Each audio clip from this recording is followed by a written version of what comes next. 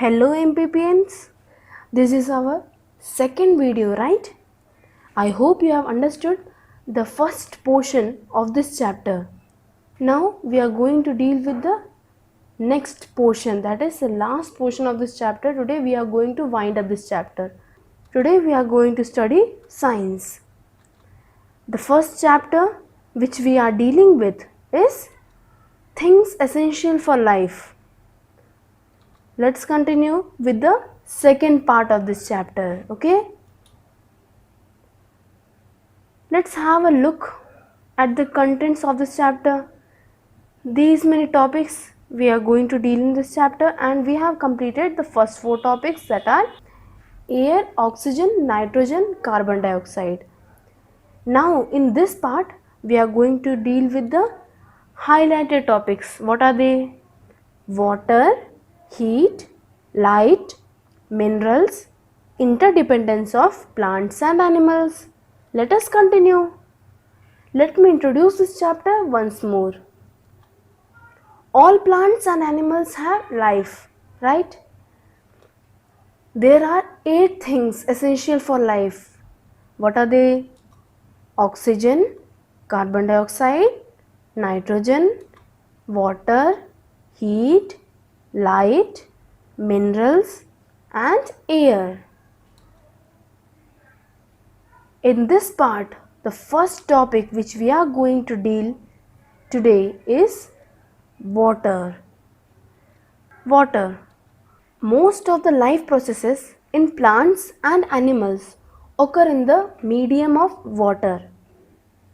Next to air we breathe, water is the most essential thing in our lives.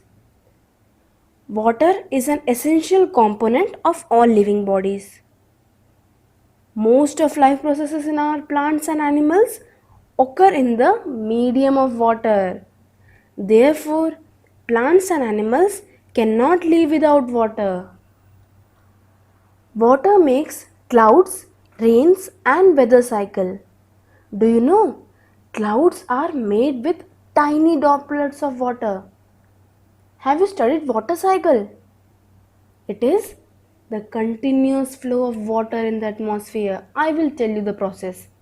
First of all, the river water gets evaporated. That is, the water is converted into steam.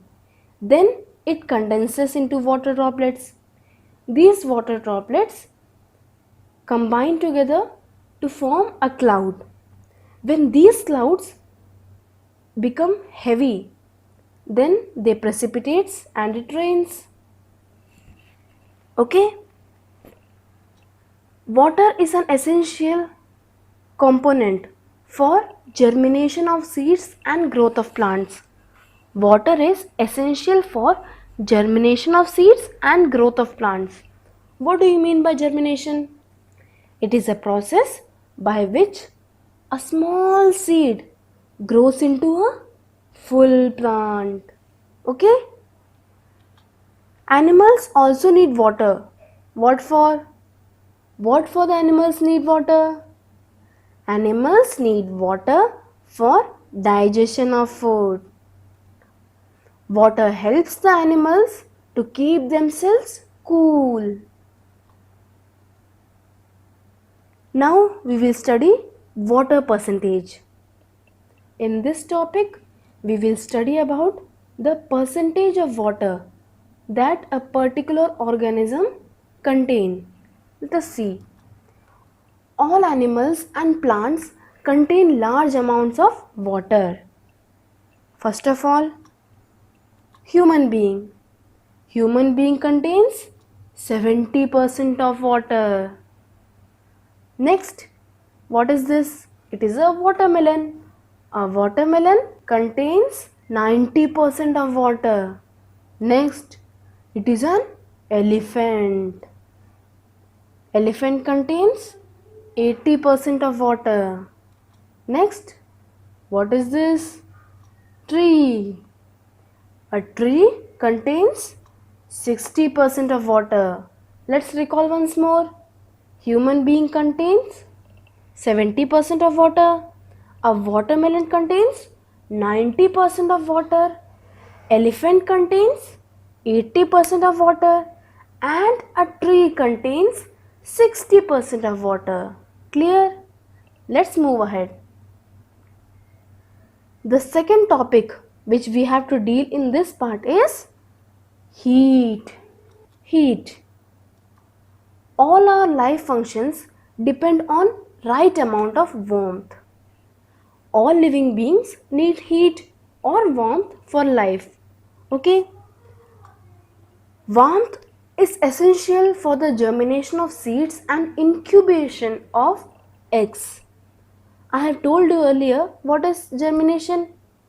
Germination is a process by which a small seed is converted or develops into a full plant.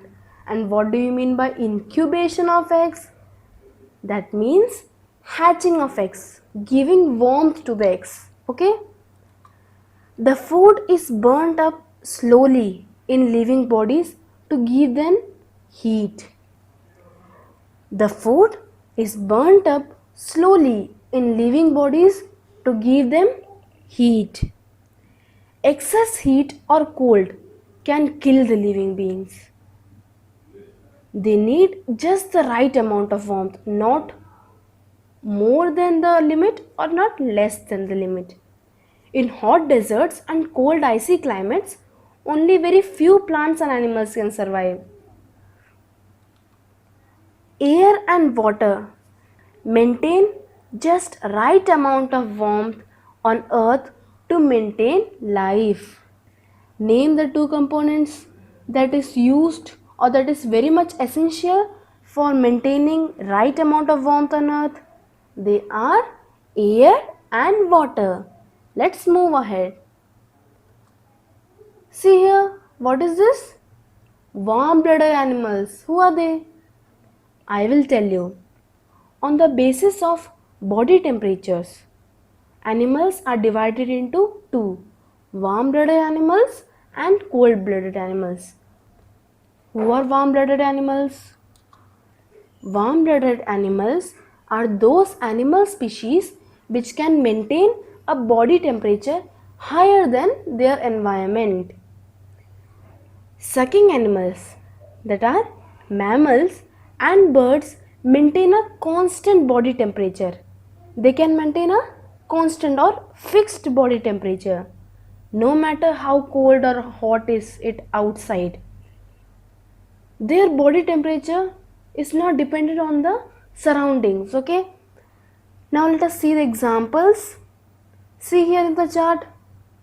The examples of warm-blooded animals are elephant, dog, whale, humans, eagle and cat. Let's move ahead. What is the next category? Cold-blooded animals. Who are cold-blooded animals? Cold-blooded animals are the animals that cannot control their body temperature and therefore become sluggish in cold weather. Body temperature of fish, lizards and snakes depends on the outside temperature.